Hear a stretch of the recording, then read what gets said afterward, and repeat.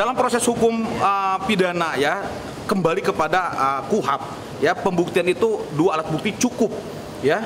Itu dulu. Kalau sumpah pocong yang disampaikan oleh beliau ini tidak ada kaitan dan tidak ada efek hukum dalam proses hukum yang sedang saat ini terjadi gitu loh.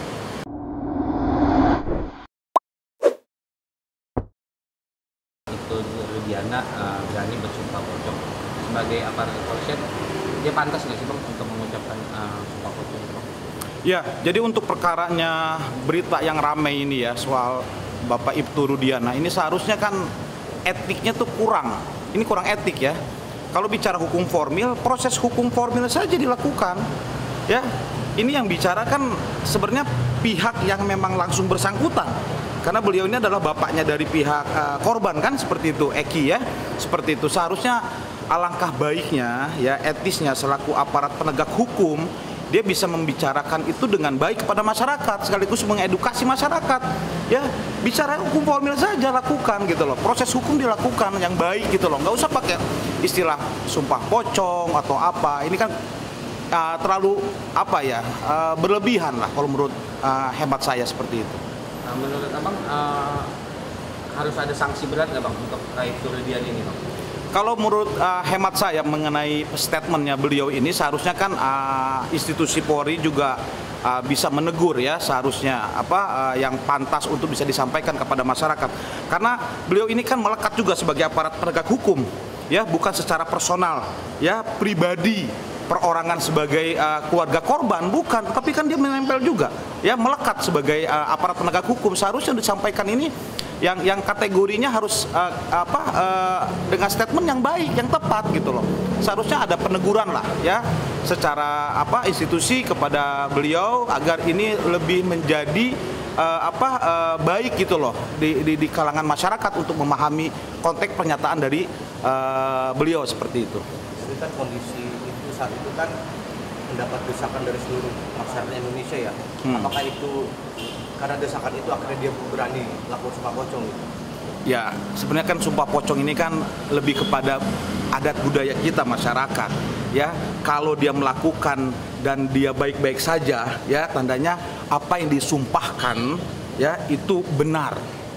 Tapi kalau sumpah yang dia ucapkan itu tidak benar, maka itu menjatuhkan kepada dirinya sendiri. Kan begitu. Jadi ini adalah cara budaya kita masyarakat memang ada. Cuma kan kita juga umat beragama nih Mas. Ya, kalau dia umat beragama dan beliau adalah seorang muslim, sumpah Quran, sumpah atas nama Tuhan. Ya, kalau tidak silakan ya berikan hukuman langsung di dunia gitu loh. Kalau dia umat beragama, seharusnya kan lebih menguatkan kepada keyakinan beragamanya dibandingkan budaya masyarakat misalkan seperti itu. Kan ini lebih elegan, lebih tepat kalau menurut saya seperti itu gitu loh. Jadi nanti pas penyidikan hukum itu apakah itu bisa dijadikan sebuah bukti atau dalil gitu Bang nanti Bang? Dalam proses hukum pidana ya, kembali kepada KUHP ya, pembuktian itu 2 alat bukti cukup ya. Itu dulu. Kalau sumpah pocong yang disampaikan oleh beliau ini tidak ada kaitan dan tidak ada efek hukum dalam proses hukum yang sedang saat ini terjadi gitu loh.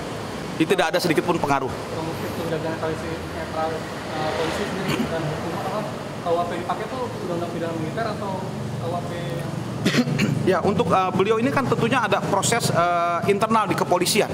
Ya, ada kode etik, ada perkap. Ya, proses ini ada 2 nantinya.